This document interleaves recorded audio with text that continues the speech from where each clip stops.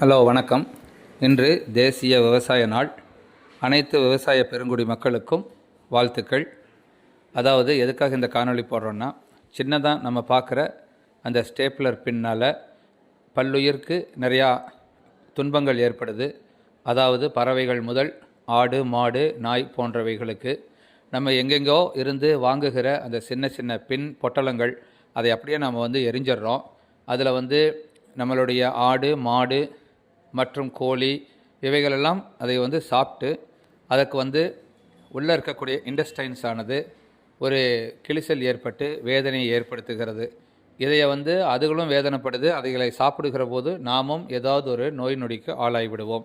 அதில் இருக்கக்கூடிய அந்த வேதிப்பொருளை மனதில் கொண்டு இந்த சேஃப்டி பின் மற்றும் பிளேடு போன்ற பொருட்களை அது டீக்ரேடபிளாக வேறொரு பேக்கெட்டில் போட்டு வருகிற தூய்மை பணியாளர்